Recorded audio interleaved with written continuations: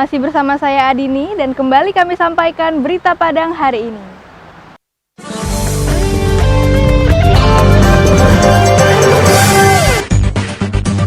Peralatan elektronik sebuah sekolah di Kota Padang digasak oleh maling. Akibatnya sekolah itu mengalami kerugian hingga puluhan juta rupiah. Beruntung saat sekarang sedang dilaksanakan proses belajar dari rumah masing-masing, sehingga kegiatan belajar mengajar di sekolah itu tak terganggu. Namun hebatnya, usai mencuri, pelaku malah mencaci para guru melalui tulisan yang dibuat di papan tulis. Selama 20 hari terakhir, Polda Sumbar telah membubarkan ribuan kali kerumunan massa di wilayah hukum Polda Sumatera Barat. Sebagian besar pelaku kerumunan yang dibubarkan itu adalah para remaja dan anak muda yang kerap berkumpul dengan teman sebayanya di warung makan, kafe, dan warung internet. Seorang pria tua meninggal dunia di pinggir jalan Pulau Karam, pusat Kota Padang pada Selasa sore. Warga yang melihat tak berani mendekat karena takut dengan wabah COVID-19. Jasad pria malang itu akhirnya dievakuasi petugas BPBD Kota Padang dengan mengenakan APD secara lengkap.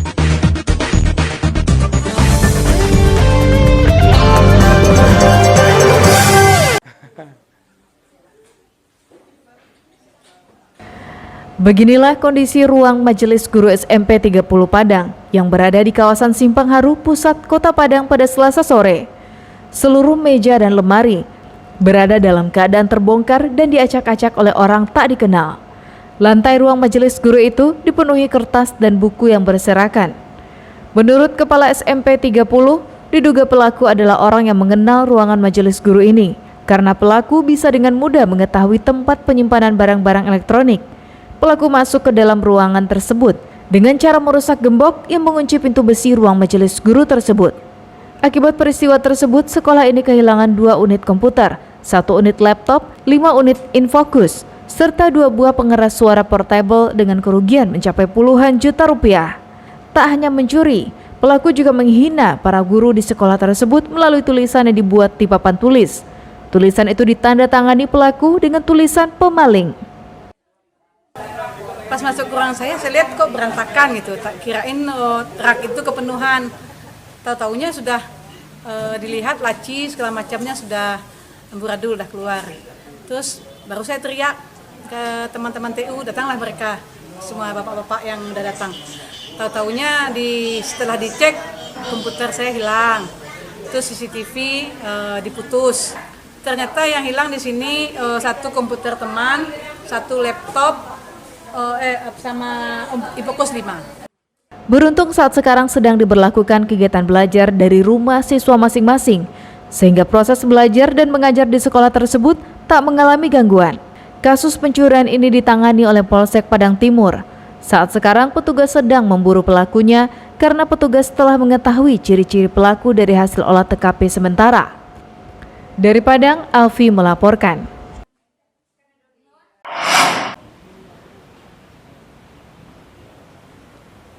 Aparat kepolisian di Sumatera Barat telah membubarkan sebanyak 1.185 kali kerumunan massa sejak tanggal 14 Maret lalu hingga 5 April 2020. Pembubaran ini merupakan tindak lanjut dari maklumat Kapolri yang melarang warga negara Indonesia berkumpul-kumpul guna memutus penyebaran COVID-19. Menurut data yang dihimpun oleh Polda Sumbar, dari ribuan kali aksi pembubaran itu, daerah Solok Selatan memegang rekor tertinggi dengan 237 kali pembubaran. Disusul Kota Bukit Tinggi sebanyak 182 dan daerah Tanah Datar sebanyak 147 kali. Kasus pembubaran kerumunan itu terdiri dari banyak kegiatan, seperti remaja dan anak muda yang nongkrong dengan teman sebayanya di warung makan dan kafe, anak-anak yang bermain di warung internet, acara buru babi, resepsi pernikahan, hingga kegiatan ceramah keagamaan.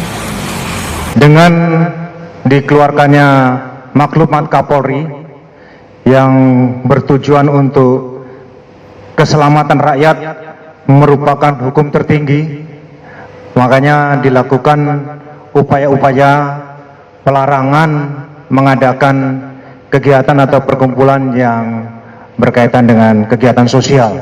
Kegiatan pembubaran berkumpulnya massa yang dilakukan secara humanis, yang dilakukan oleh Polda maupun Polres jajaran sebanyak 1.185 kali.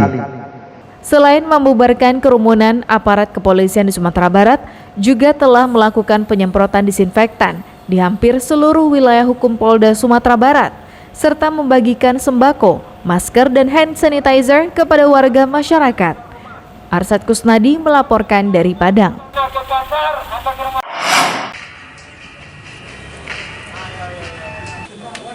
Puluhan perwakilan pengemudi ojek online sekota Padang Selasa sore mendatangi kantor lembaga pembiayaan di daerah Sawahan, pusat kota Padang.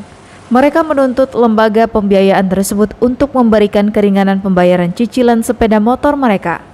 Menurut salah seorang pengemudi ojek online, tuntutan ini mereka sampaikan karena sebagai pengemudi ojek online, mereka terkena imbas karena wabah COVID-19. Pendapatan mereka menurun drastis seiring pemberlakuan aturan diam di rumah dan tidak bepergian bagi warga masyarakat. Sesuai perintah Presiden yang melonggarkan ojol 1 tahun, dan kami minta tuntutan kepada EBF supaya kami diberi keringanan kelonggaran 1 tahun. Pendapatan kami miris, Bang. Jangankan bayar motor, Bang, buat makan aja nggak sampai, Bang. 13.000, 14.000, 20.000 sehari. Kalau nggak dihentikan ini, Bang, gimana nih, Bang? Dendanya jalan terus, Bang. Jalan terus. Ya itu kami minta memohon ke situ, Bang. Itu aja, Bang.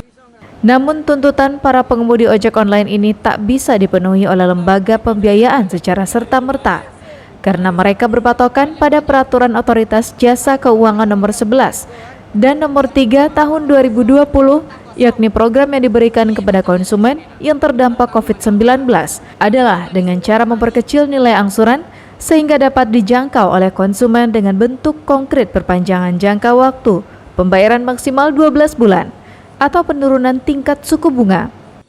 Kita merujuk dengan siaran pers OJK sesuai dengan POJK nomor 11 POJK 03 2020. Di sana pilihan relaksasinya ada 6. Nah, di sini di EBF sendiri itu ada 2 ya, diterapkan di grup, yaitu perpanjangan masa angsuran sampai 12 bulan, dan yang kedua itu pengurangan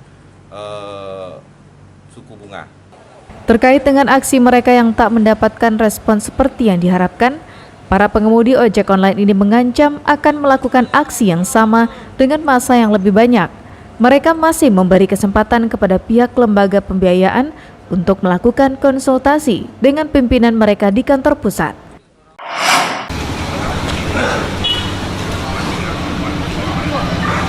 Warga Pulau Karam geger pada Selasa sore saat menyaksikan seorang pria tua tergeletak dan meninggal dunia di pinggir jalan Pulau Karam. Karena rasa takut dan cemas dengan COVID-19, tak satupun warga yang berani mengevakuasi mayat tersebut.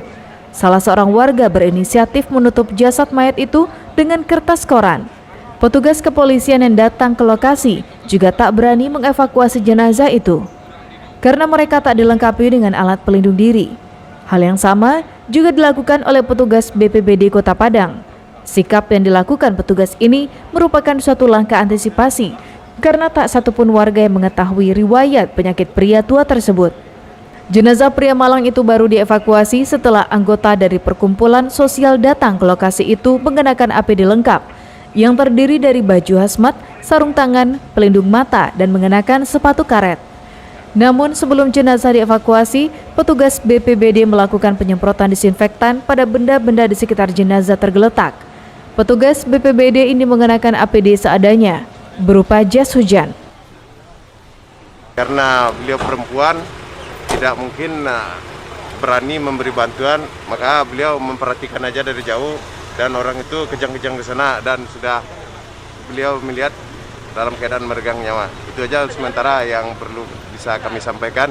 Siapa yang nama pertama kali menemukan ini? Ada Cece yang di depan rumah. Warga di sini ya. Indikasinya gimana, Bang?